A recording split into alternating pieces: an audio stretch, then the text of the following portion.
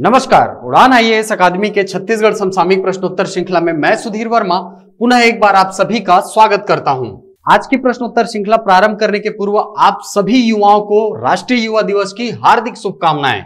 चलिए, आज की प्रश्नोत्तर श्रृंखला में हमारा पहला प्रश्न है, वित्तीय वर्ष 2020-21 की तीसरी तिमाही में अक्टूबर से दिसंबर 2000 के बीच छत्तीसगढ़ को विनिर्माण के लिए कितनी राशि के निजी निवेश के प्रस्ताव प्राप्त हुए हैं। In the third quarter of the financial year 2021 between October to December 2020 Chhattisgarh received proposals for private investment for manufacturing. आपको पूछ रहे हैं कि जो पिछली तिमाही थी, ठीक है, यानी वित्तीय वर्ष जो 2020-21 की तीसरी तिमाही थी, उसमें अक्टूबर से दिसंबर 2020 के बीच छत्तीसगढ़ को विनिर्माण के लिए कितनी राशि का प्रपोजल प्राप्त हुआ है, वो भी निजी क्षेत्र का। तो याद रखिएगा, एकदम फैक्चुअल चीज है, 10,228 करोड़ रुपए। ठीक है, हालांकि इस प्रकार के प्रश्न अभी तक तो देखने को नहीं मिले हैं, लेकिन हो सकता है कि आपको एग्जाम में आगामी देखने को मिल सकता है।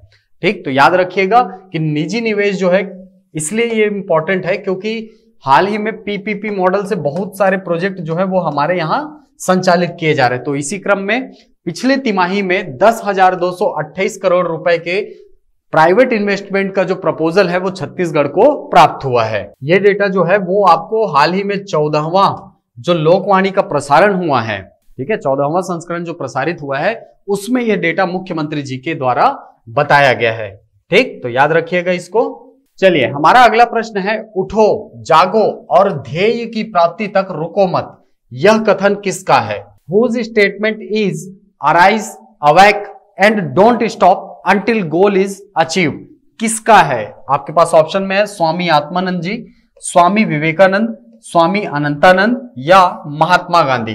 तो चलिए, ये प्रश्न बिल्कुल आसान सा प्रश्न है और महापुरुष जिनकी बात कर रहे हैं उनका आज जन्म दिवस भी है, जिनकी याद में आप मना रहे हैं क्या, राष्ट्रीय युवा दिवस।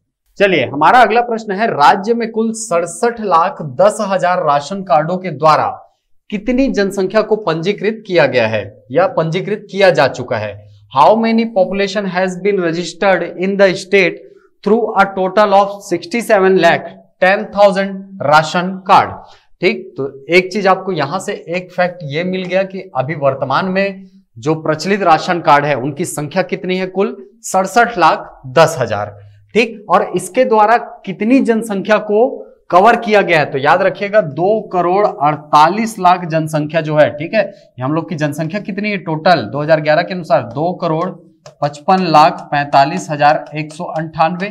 ठीक है, ये 2011 के सेंसस से हमारा कुल जनसंख्या है। इसके कुल 2,48,00,000 जनसंख्या को क्या कर लिया गया है, राशन कार्ड के माध्यम से फूड सिक्योरिटी प्रोवाइड कर दिया गया है। क्लियर है बात। ठीक, इससे संबंधित एक योजना को भी याद रखिएगा, ठीक है, पीडीएस सहायता जो स्कीम है, ये जो स्कीम है ये कब चालू हुआ, 2 अक्टूबर 2019 को, यानी जो 150वीं जयंती थी महात्मा गांधी जी की, उस दिन इसको प्रारंभ किया गया था। ठीक है, अब इसके कुछ प्रावधानों के बारे में आपको बता दूं, तो इसके प्रावधानों में सबसे पहली बात, कार्ड कौन कौन से जारी किए जाते हैं। एक आपका प्राथमिकता कार्ड है, ठीक है, ये प्राथमिकता कार्ड जो है ये 4 स्तरों पर जारी किए जाते हैं। ठीक है, कैसे, यदि परिवार के सदस्य की संख्या 1 है तो उसको 10 किलोग्राम चावल जो है वो 1 रुपए किलो दर से दिया जाता है। ठीक, यदि 2 हैं तो 20 किलो दिया जाता है।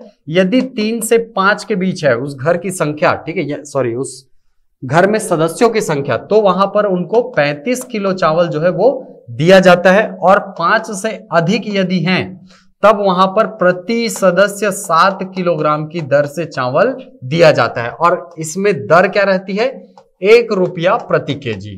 ठीक है, 1 रुपया प्रति किलो की दर से प्राथमिकता कार्डधारी जो राशन कार्डधारी जो हैं उनको चावल प्रदान किया जाता है। ठीक, इसके अलावा एपीएल कार्डधारी हैं, ठीक है, एपीएल कार्डधारियों को 10 रुपए प्रति किलो की दर से चावल दिया जाता है। कितना दिया जाता है, 35 किलो चावल दिया जाता है। ठीक, इसके अलावा निराश्रित और दिव्यांग, ठीक है, निराश्रित और दिव्यांग राशन कार्ड धारियों को कुल 10 किलो जो है चावल वो दिया जाता है। ठीक, और ये जो चावल है वो उनको पूर्णतः निःशुल्क रूप में प्रदान होता है, यानी उसके लिए किसी भी प्रकार का भुगतान करने की आवश्यकता नहीं होती है। ठीक, तो ये क्राइटेरिया है जिसको आपको याद रखना चाहिए। ठीक, प्राथमिकता याद रखिए, एपीएल कार्ड धारी याद रखिए, निराश्रित और दिव्यांग कार्ड।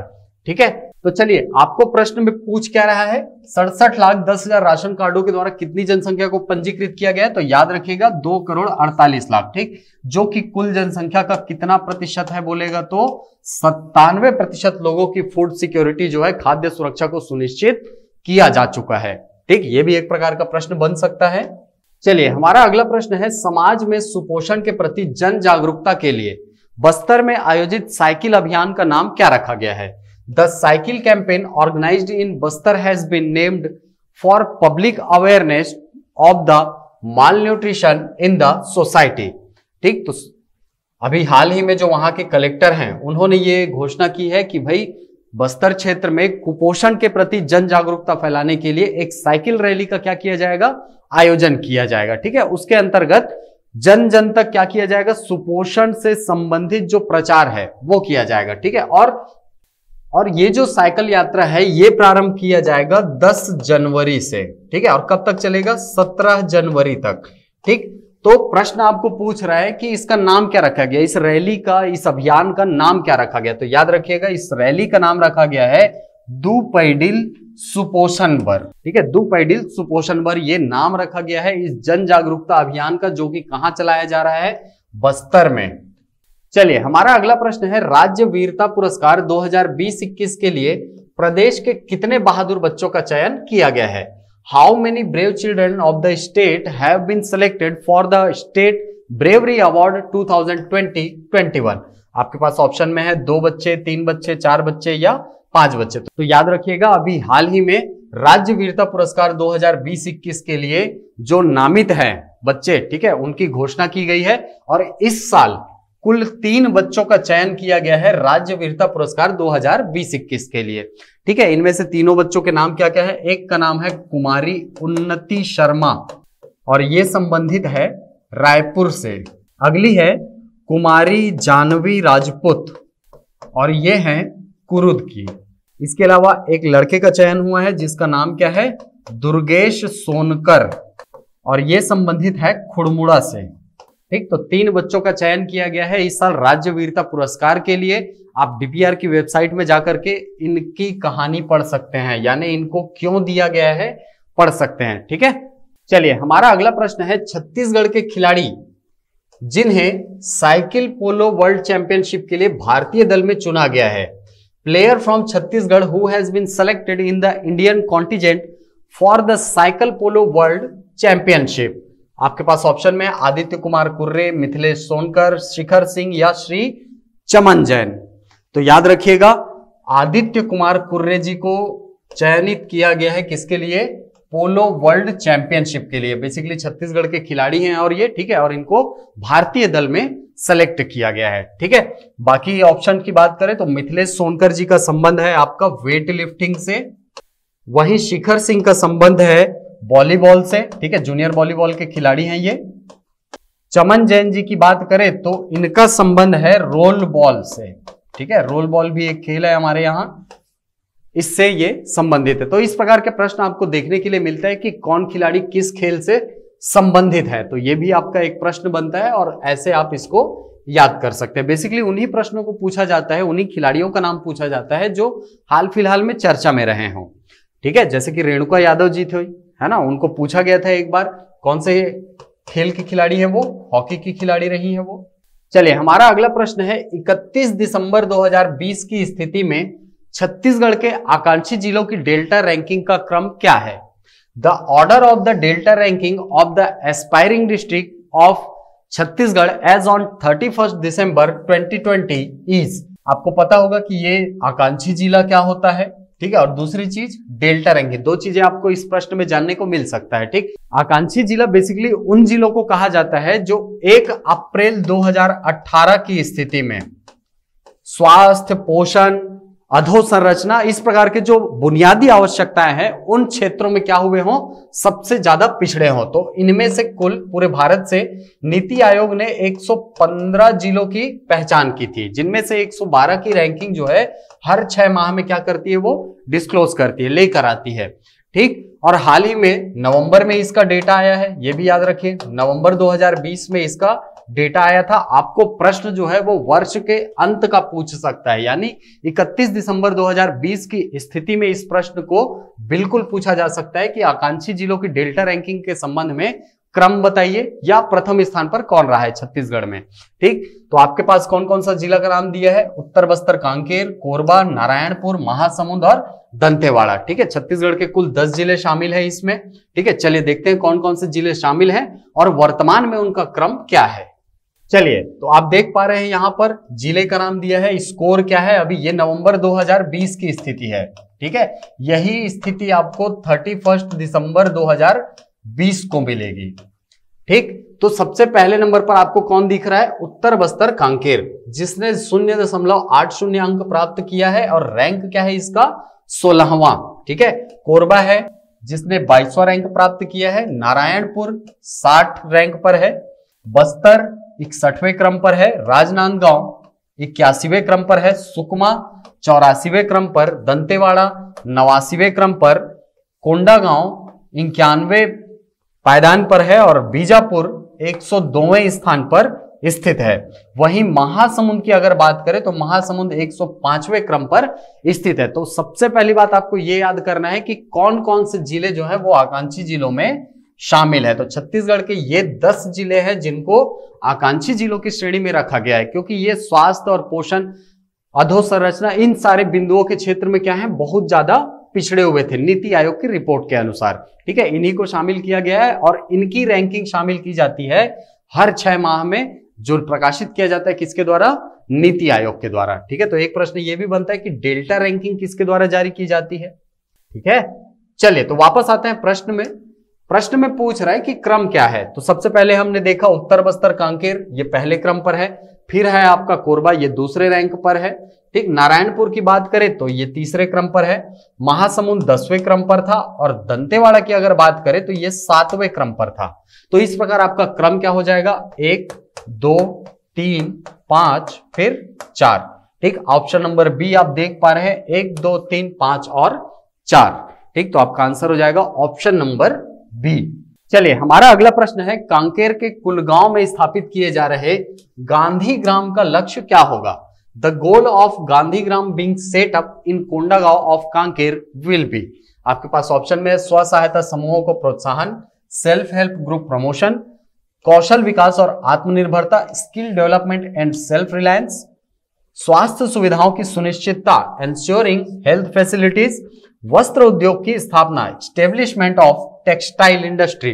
तो याद रखिएगा ये जो गांधी ग्राम है, ठीक है, ये स्थापित, पहला फैक्ट तो यही है कि गांधी ग्राम कहाँ स्थापित किया गया है, कुलगांव में। कुलगांव कौन से जिले में है, कांकेर जिले में है। ठीक है, एक फैक्चुअल प्रश्न यहां से भी बनता है और इसका लक्ष्य है कौशल विकास और आत्मनिर्भरता। ठीक है, इस गांधी ग्राम के द्वारा बेसिकली एक क्लस्टर बनाया जा रहा है जहां पर बहुत सारे जो स्वदेशी कार्यक्रम है, जो लघु उद्योग और कुटीर उद्योग है, उनको स्थापित किया जाएगा और उसके माध्यम से प्रयास किया जाएगा कि जो क्षेत्रीय स्थानीय बच्चे हैं, युवा हैं, उनको क्या दिया जाए, रोजगार दिया जाए, जिससे कि वो क्या हो सके, आत्मनिर्भरता को प्राप्त कर सकें। क्लियर है बात। ठीक, तो कौशल विकास और आत्मनिर्भरता ये दोनों लक्ष्य है इस गांधी ग्राम को स्थापित करने का। चलिए, हमारा अगला प्रश्न है, देवगुड़ी क्या है। What is Devgudi. अभी हाल फिलहाल में चर्चा में भी रहा है, क्योंकि जब नारायणपुर प्रवास पर हमारे मुख्यमंत्री जी गए थे तो उन्होंने 104 देवगुड़ियों के निर्माण को मंजूरी दी है। इसके अलावा 100 घोटुल के निर्माण को इन्होंने मंजूरी दी है। दोनों डेटा आप याद रखेंगे। ठीक, तो आपके पास ऑप्शन में क्या है, मृतकों को दफनाने की जगह, ब्यूरियल ग्राउंड, घर में स्थित देवी देवता वाला कमरा, गॉडेस रूम, ग्राम देवस्थल, विलेज श्राइन, कृषि उपकरण, फार्म इक्विपमेंट या एग्रीकल्चरल इक्विपमेंट। तो चलिए, ये प्रश्न आपके लिए क्या है, आज का होमवर्क है। आप कमेंट बॉक्स में बताइए कि देवगुड़ी क्या होता है। ठीक है, बेसिकली गुड़ी शब्द जो है वो छत्तीसगढ़ी भाषा का शब्द है। ठीक है, जिसका अर्थ चौराहा होता है। ठीक, चलिए आपको हिंट भी दे दिया मैंने। चलिए, हमारा अगला प्रश्न है, किस जिले में ग्रामीण आजीविका मिशन योजना बिहान के अंतर्गत शबरी मार्ट का शुभारंभ किया गया। In which district Shabri Mart was launched under the Rural Livelihood Mission Scheme बिहान। आपके पास ऑप्शन में है बीजापुर, नारायणपुर, बस्तर और सुकमा। ठीक, तो याद रखिएगा ये जो बिहान है ये किस नाम से संचालित किया जाता है, या यूं बोला जाए बिहान नाम से कौन सी योजना संचालित की जाती है छत्तीसगढ़ में? NRLM, national rural livelihood mission, राष्ट्रीय ग्रामीण आजीविका मिशन ही हमारे यहाँ किस नाम से संचालित होती है? बिहान के नाम से संचालित की जा रही है। ठीक है, इसके अंतर्गत जो स्व सहायता समूह है, सेल्फ हेल्प ग्रुप है, इनका सशक्तिकरण किया जाता है, इनको सुदृढ़ता प्रदान की जाती है, इनको आर्थिक अवसर प्रदान किया जाता है कि ये अपने आप को आत्मनिर्भर बना सकें। ठीक है, तो इसी के अंतर्गत शबरी मार्ट का शुभारंभ किया गया है। शबरी मार्ट बेसिकली एक मार्केट होगा जहां पर जो लघु कुटीर उद्योग से जुड़े हुए सेल्फ हेल्प ग्रुप है, स्व सहायता समूह है, वो अपना प्रोडक्ट बेच सकते हैं। तो हमारे यहाँ पहला जो था शबरी मार्ट, उसका निर्माण कहां किया गया है? सुकमा में किया गया है। इसको याद रखिएगा, सुकमा में इसको निर्मित किया गया है। चलिए, तो ये थे हमारे समसामयिक प्रश्न उत्तर श्रृंखला के अंतर्गत आज के कुल 10 प्रश्न और उनके आंसर कीज। आशा करता हूं ये वीडियो आपको पसंद आया होगा। यदि ये वीडियो पसंद आए तो इसे लाइक करें, शेयर करें, यूट्यूब पर कमेंट करें, अपना उत्तर दें। मिलते हैं अगली कक्षा में कुछ नई जानकारियों के साथ, कुछ नए प्रश्नों के साथ। तब तक के लिए थैंक यू।